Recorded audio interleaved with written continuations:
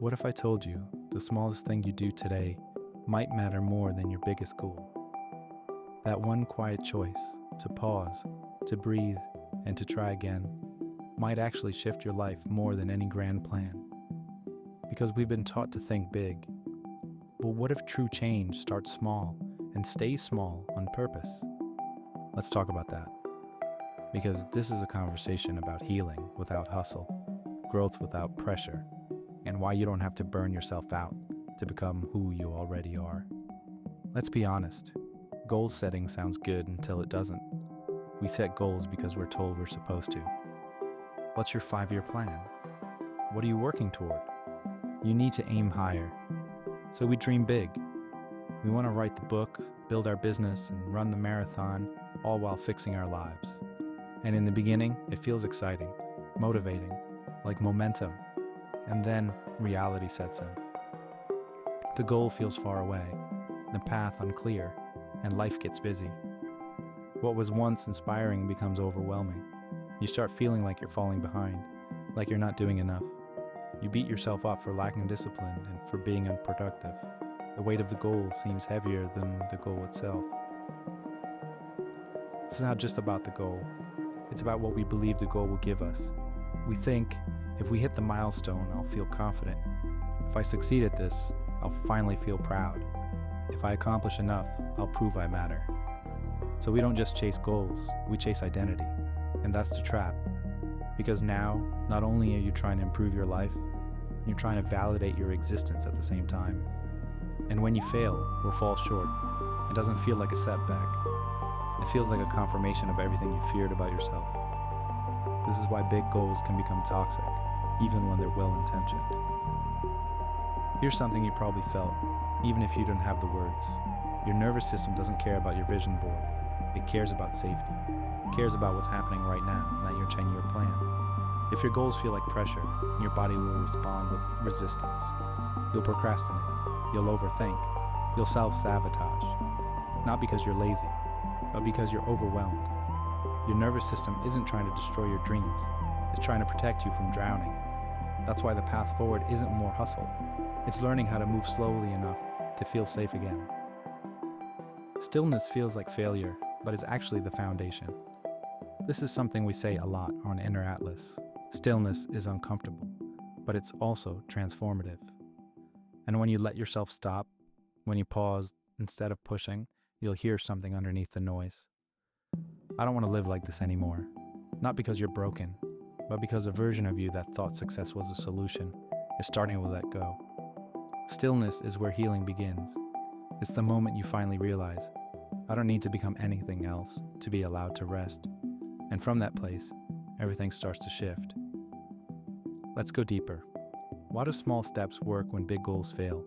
Because small steps are regulating, sustainable, grounded in presence, and more connected to real life. Here's what happens when you focus on small, repeatable actions. You'll build trust with yourself, without making everything all or nothing, and you feel progress even in hard decisions. And most importantly, you shift your identity from someone who should be doing more to someone who is already doing enough. This is how real change happens. Not through force, but through consistency. Not through pressure, but through persistence. Real growth is invisible at first. Imagine a tree in winter. It looks dead. Nothing is blooming, no movement, no proof of progress. But underground, roots are growing. Things are shifting. The silence isn't emptiness, it's preparation. That's what small steps feel like. They don't look like much at first. Drinking water before coffee, taking a 5-minute walk, saying no to something that drains you, journaling one sentence instead of a full page. But over time, those choices stack. Not in a straight line, not in a perfect order, but in real, honest momentum. Let's name the myth, the big leap. The idea that your life changes in one dramatic moment. That one day you'll wake up and feel different, and you'll finally be ready. That clarity will arrive like lightning and everything will fall into place. But for most people, that leap never comes.